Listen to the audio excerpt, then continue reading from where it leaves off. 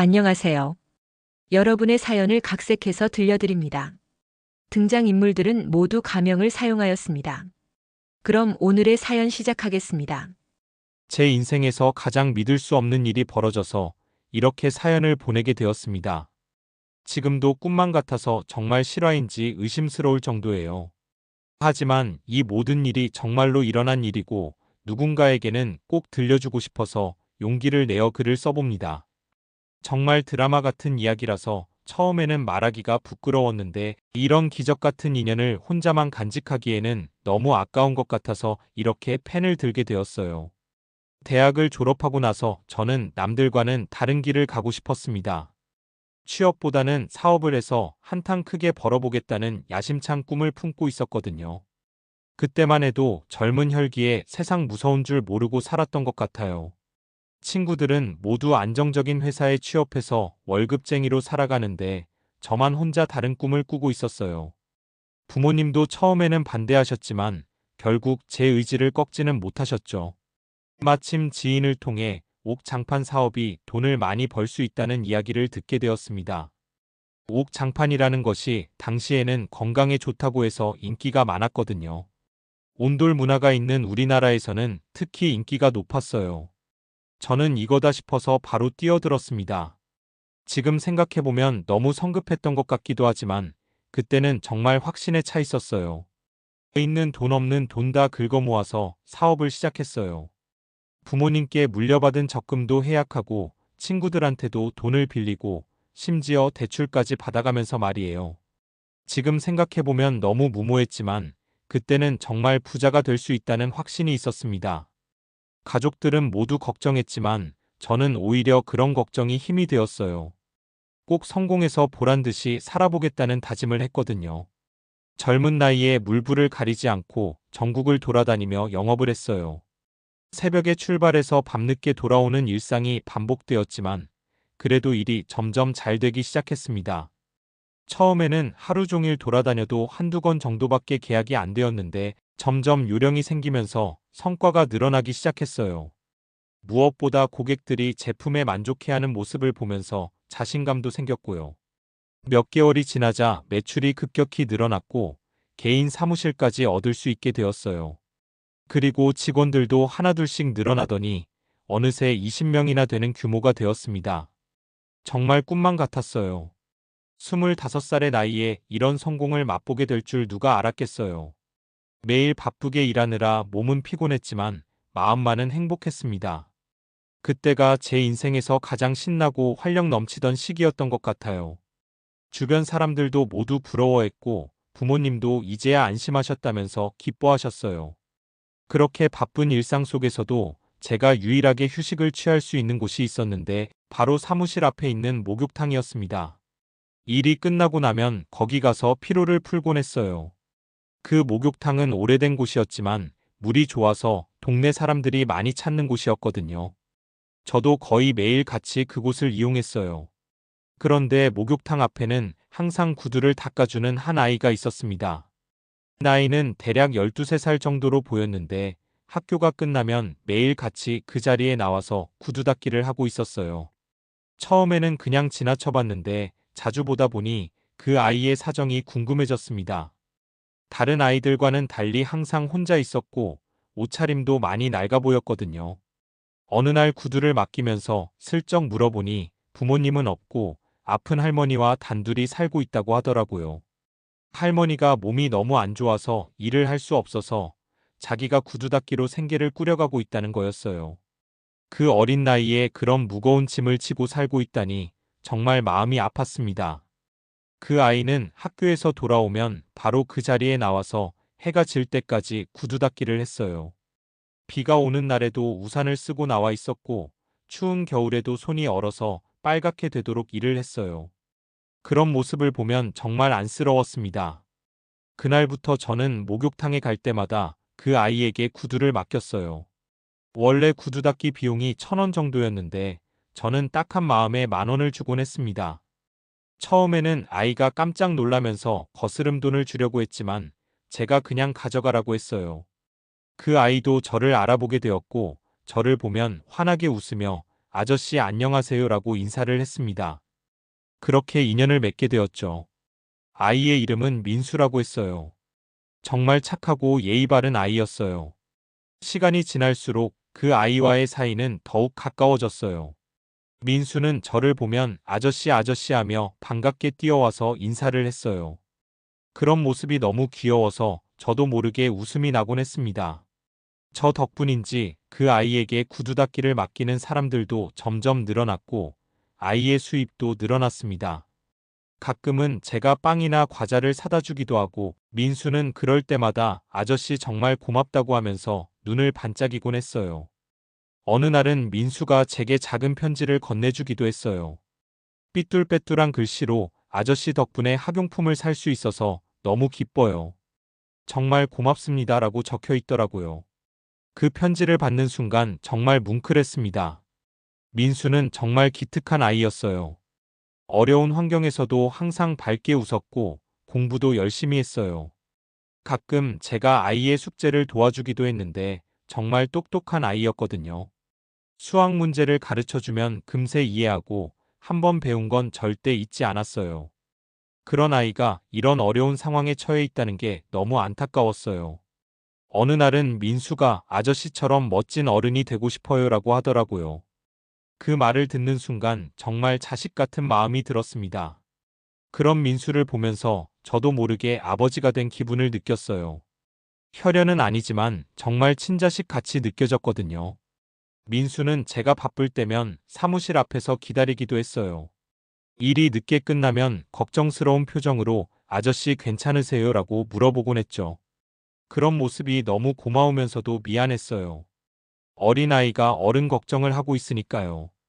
겨울이 되어서 날씨가 추워지자 민수가 감기에 걸렸어요. 콧물을 훌쩍이면서도 구두 닦기를 하려고 하는 모습을 보고는 마음이 아팠습니다. 그날은 제가 민수를 병원에 데리고 가서 치료를 받게 해주었어요. 의사 선생님이 약을 처방해 주시고 푹 쉬라고 하셨는데 민수는 아저씨 일 방해했다면서 미안해했어요. 그런 민수가 너무 기특하면서도 안쓰러웠습니다. 민수의 할머니를 뵌 적도 있어요. 정말 연세가 많으셔서 거동이 불편하셨는데 민수 이야기를 하실 때만은 눈빛이 반짝이셨어요. 우리 민수가 맨날 아저씨 이야기만 한다면서 고맙다고 하셨죠. 할머니는 민수가 공부를 잘해서 자랑스럽다고 하시면서 언젠가는 훌륭한 사람이 될 거라고 믿는다고 하셨어요. 정말 따뜻한 할머니셨습니다. 민수와 함께 보낸 시간들이 모두 소중한 추억이었어요. 가끔은 제가 민수를 데리고 식당에 가서 맛있는 것을 먹여주기도 했어요. 민수는 처음 먹어보는 음식에 신기해하면서 아저씨 덕분에 이런 것도 먹을 수 있어요 라고 말했죠. 그럴 때마다 제 마음도 뿌듯했습니다. 하지만 그런 행복한 시간도 오래가지 못했어요. 하지만 세상 일이라는 게 정말 한치 앞을 알 수 없는 것 같아요. 그렇게 잘 나가던 사업이 갑자기 엎어지기 시작했거든요. 옥 장판에 대한 부정적인 소문이 돌기 시작했고 매출이 급격히 떨어졌어요. 건강에 해롭다는 연구 결과가 나오면서 사람들이 등을 돌리기 시작한 거예요. 설상가상으로 자금 운용에 문제가 생기면서 회사 상황이 급격히 악화되었습니다. 그러다가 결국 파산 위기에 몰리게 되었고 빚쟁이들이 사무실로 찾아오기 시작했어요. 직원들은 하나둘씩 월급을 못 받는다며 떠나갔고 마지막까지 남아있던 몇 명의 직원들마저도 결국 등을 돌렸습니다. 정말 절망적인 상황이었어요. 그렇게 잘 나가던 제가 하루아침에 빈털터리가 되어버린 거예요. 더 이상 버틸 수가 없어서 결국 한밤중에 짐을 싸서 도망치듯 그곳을 떠나야 했습니다. 그때의 심정을 뭐라고 표현해야 할지 모르겠어요. 정말 세상이 무너지는 것 같았습니다. 25살에 맛본 성공이 그렇게 허무하게 끝나버린 거죠. 목욕탕 앞에 그 아이에게 인사도 제대로 하지 못한 채 떠나야 했던 것도 너무 마음이 아팠어요. 민수에게 제가 떠난다는 말도 못하고 그냥 사라져버린 거예요. 아마 그 아이가 얼마나 당황했을지 생각하니 너무 미안했어요. 나중에 들은 이야기로는 민수가 며칠 동안 목욕탕 앞에서 저를 기다렸다고 하더라고요. 아저씨 언제 오시나요? 라고 주변 사람들에게 물어보기도 했다고 해요. 그 이야기를 들었을 때 정말 마음이 찢어질 것 같았습니다. 그렇게 정이 든 아이를 그냥 버리고 떠난 것 같아서 자책감이 들었어요. 민수는 저에게는 정말 특별한 존재였거든요. 제가 어려운 시절을 보낼 때 유일한 위로가 되어 주었던 아이였으니까요. 그 이후로는 정말 힘든 시간들이 계속되었습니다. 이 일 저 일 안 해본 게 없었어요. 제 길을 위해서라면 뭐든지 할 각오가 되어 있었거든요. 하지만 현실은 그리 녹록하지 않았습니다. 한번 망한 사람에게는 기회를 주려 하지 않더라고요. 동네 사람들의 시선도 차갑고 빚 때문에 고향에도 얼굴을 들고 들어갈 수가 없었어요. 부모님이 일찍 돌아가셔서 저를 키워주신 고모 부부마저도 제게 등을 돌리셨습니다. 정말 세상에 혼자 남겨진 것 같은 기분이었어요. 그런 상황에서도 포기할 수는 없었어요. 다시 일어서야 한다는 생각뿐이었거든요. 하루하루가 생존을 위한 투쟁이었어요. 아르바이트라도 할 수 있는 곳이면 어디든 갔고 자존심 따위는 버린 지 오래였어요. 가끔 밤늦게 일을 마치고 집에 돌아가는 길에 민수가 생각나곤 했어요. 그 아이는 지금 어떻게 살고 있을까? 할머니는 건강하실까? 학교는 잘 다니고 있을까? 하는 생각들이 머릿속을 맴돌았어요. 그럴 때마다 가슴이 먹먹해졌습니다. 그렇게 외지에서 혼자 살아가던 중에 정말 천사 같은 여자를 만나게 되었습니다. 제 상황을 다 알면서도 저를 받아주는 착한 사람이었어요. 그녀의 이름은 수정이었는데 정말 마음씨가 곱고 따뜻한 사람이었어요. 처음에는 제가 그녀에게 짐만 될까봐 망설였지만 그녀가 먼저 다가와 줬어요. 그녀와 결혼을 하고 아이도 낳으면서 조금씩 마음의 안정을 찾을 수 있었습니다. 가끔 문득문득 목욕탕 앞에 있던 그 구두 닦기 소년이 생각나기도 했지만 그래도 잘 지내고 있을 거라고 여기며 저 자신의 삶에 집중했어요. 당장 살아가는 것이 급급했거든요.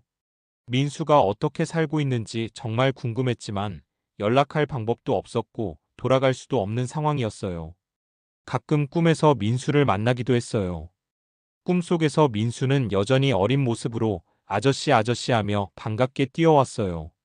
그런 꿈을 꿀 때마다 깨고 나서 마음이 아팠습니다. 현실에서는 만날 수 없는 아이를 꿈에서라도 만나고 싶었던 것 같아요. 그렇게 몇 년의 세월이 흘렀고 저는 점점 민수에 대한 생각을 마음 깊숙이 묻어두려고 노력했어요. 하지만 완전히 잊을 수는 없었어요. 민수는 제 인생에서 너무 소중한 존재였으니까요. 몇 년이 지난 후 친구와 함께 유통회사를 차리게 되었습니다. 이전의 실패 경험을 바탕으로 이번에는 좀 더 신중하게 사업을 시작했어요. 같은 실수를 반복하지 않기 위해 정말 조심스럽게 접근했거든요. 다행히 이번에는 일이 잘 풀렸습니다. 처음에는 작은 규모로 시작했지만 점점 사업이 커지면서 매출도 늘어났어요. 그동안 겪었던 실패와 좌절의 경험들이 오히려 도움이 되었던 것 같아요. 어떤 위기 상황에서도 당황하지 않고 대처할 수 있는 노하우가 생겼거든요. 이번에는 정말 신중하게 모든 것을 계획했어요. 자금 관리부터 직원 관리까지 하나하나 꼼꼼히 챙겼고요. 사업이 잘 되기 시작하면서 조금씩 여유가 생겼을 때 저는 문득 민수가 생각났어요. 이제 어느 정도 안정이 되었으니 민수를 찾아볼 수 있지 않을까 하는 생각이 들었거든요. 하지만 이미 너무 많은 시간이 흘렀고 민수가 어디에 있는지 알 방법이 없었어요.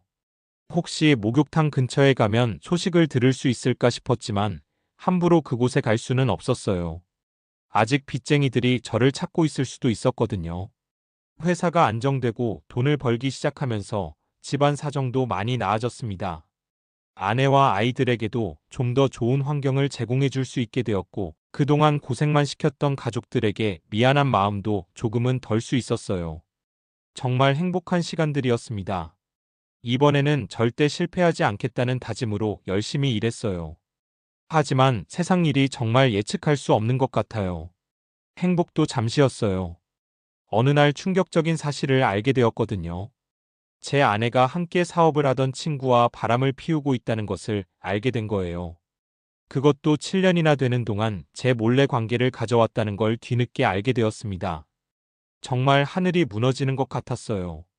어떻게 이런 일이 일어날 수 있는지 도저히 믿을 수가 없었어요. 그 배신감이란 말로 표현할 수가 없었습니다. 가장 믿었던 두 사람에게 이런 배신을 당하다니.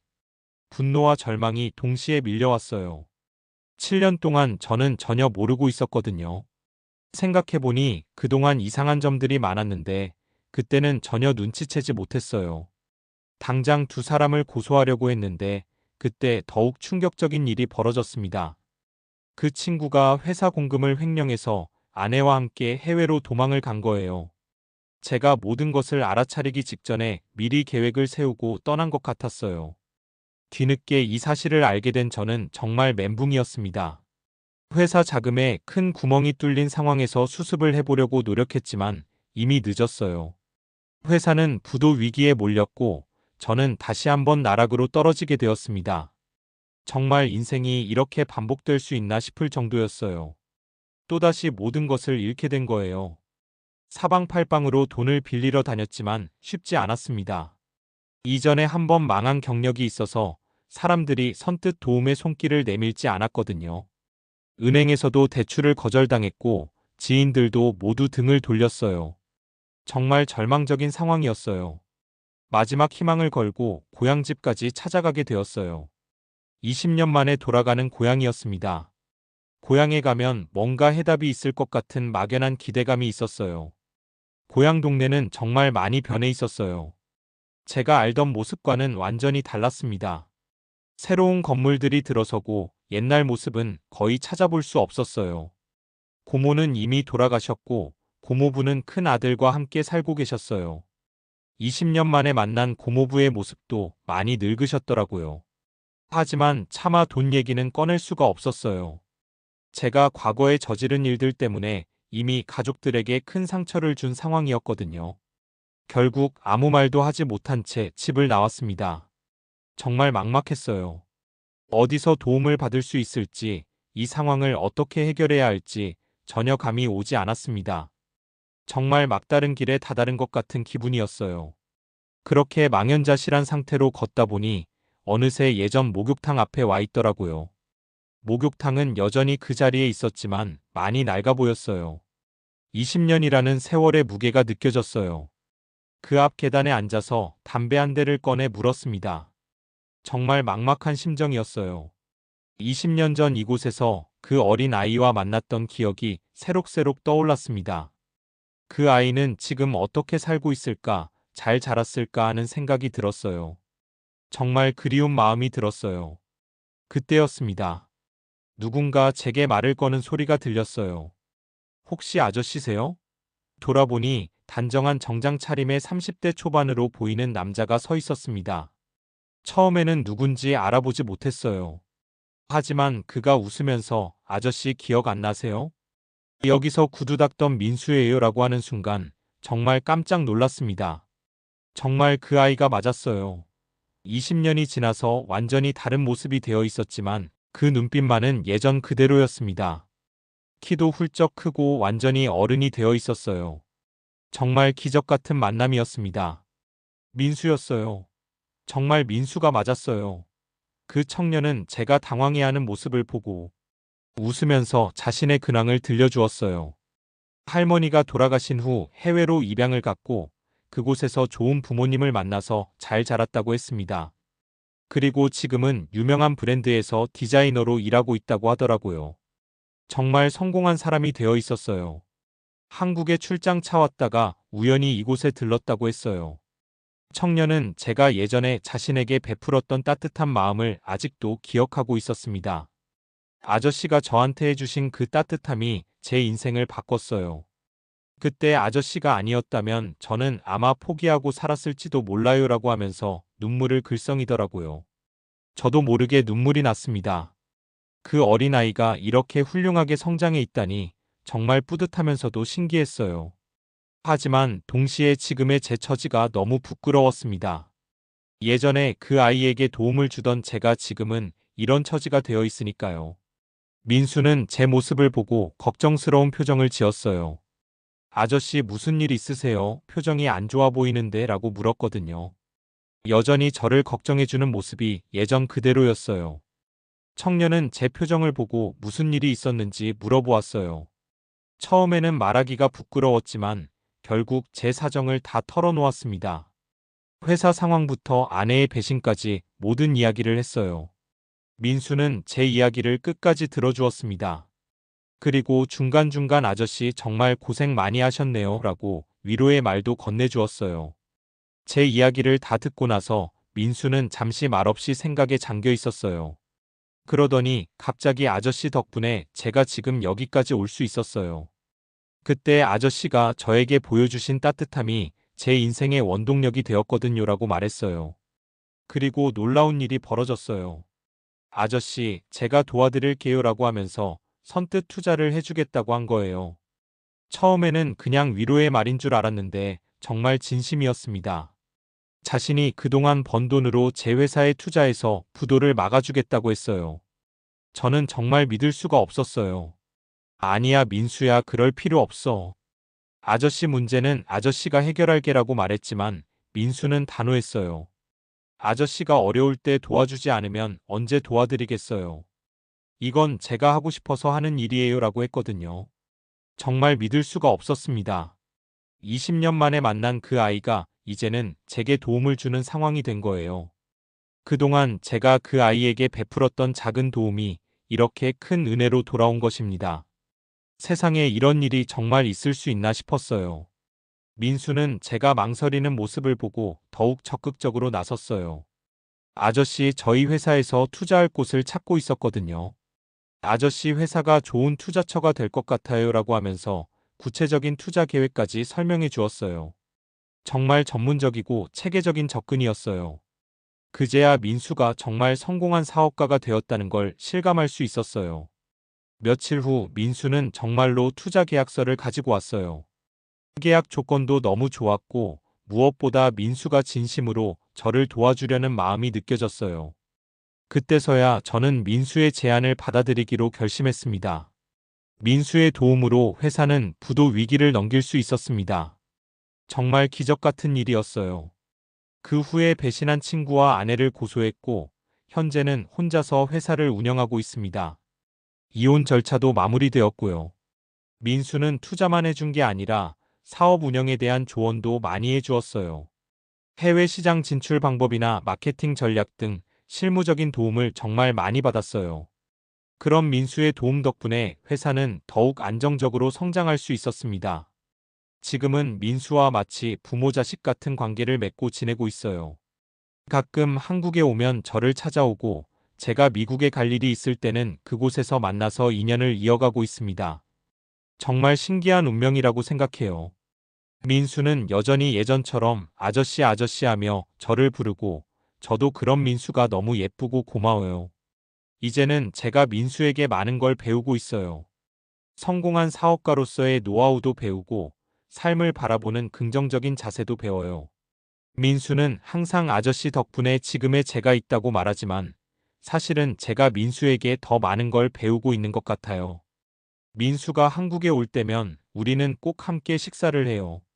그럴 때마다 옛날 이야기를 나누곤 하는데 민수는 그때의 기억을 정말 생생하게 기억하고 있어요. 아저씨가 주신 빵 맛을 아직도 기억해요. 아저씨가 숙제 도와주신 것도 기억해요라고 하면서 웃어요. 그런 민수를 보면 정말 가슴이 뭉클해져요. 어린 시절 그렇게 힘들었을 텐데 항상 밝게 웃던 모습 그대로예요. 돌이켜보면 제 인생에서 가장 어려웠던 순간에 천사 같은 존재가 나타났던 것 같아요. 20년 전 제가 그 아이에게 베풀었던 작은 선행이 이렇게 큰 보답으로 돌아올 줄은 꿈에도 몰랐습니다. 그날 목욕탕 앞에서 우연히 만나지 않았다면 저는 정말 어떻게 되었을지 모르겠어요. 아마도 완전히 포기하고 살았을지도 몰라요. 하지만 민수를 만나면서 다시 한번 인생에 대한 용기를 얻을 수 있었습니다. 그 후로 제 삶은 완전히 달라졌어요. 물론 아내와의 이혼으로 인한 상처는 있지만 그것보다 훨씬 큰 희망을 얻었거든요. 민수가 제게 해준 말이 아직도 생생해요. 아저씨가 저에게 베풀어 주신 따뜻함이 제 인생의 전환점이 되었다고, 그래서 자신도 이제 그 온정을 되돌려드리고 싶다고 했거든요. 정말 감동적이었습니다. 정말 인생은 한치 앞을 알 수 없는 것 같아요. 가장 절망적일 때 기적 같은 일이 일어나기도 하고, 가장 행복할 때 예상치 못한 시련이 찾아오기도 하고요. 하지만 중요한 건 포기하지 않는 것인 것 같아요. 끝까지 버티다 보면 분명 좋은 일이 생기더라고요. 제 경험을 통해서도 알 수 있었어요. 20년 전 작은 선행이 이렇게 큰 결실로 돌아올 줄 누가 알았겠어요. 정말 세상은 살아볼 만한 곳인 것 같습니다. 앞으로도 민수와 좋은 관계를 이어가면서 서로에게 힘이 되는 존재가 되고 싶어요. 그리고 저도 언젠가는 다른 누군가에게도 이런 따뜻한 도움을 줄 수 있는 사람이 되고 싶습니다. 선한 영향력이 이렇게 계속 이어져 나가는 것이 정말 아름다운 일인 것 같아요. 지금도 그날의 기적 같은 만남을 생각하면 가슴이 뭉클해집니다. 정말 감사한 마음뿐이에요. 혹시 이 글을 읽고 계신 분들 중에도 힘든 시간을 보내고 계신 분이 있으시다면 포기하지 마시기 바랍니다. 저처럼 기적 같은 일이 여러분에게도 분명 일어날 거예요. 작은 선행 하나가 이렇게 큰 기적을 만들어낼 수 있다는 것을 몸소 경험했으니까요. 다시 한번 긴 글 읽어주셔서 감사드리고 모든 분들이 행복하시길 진심으로 기원합니다. 감사합니다.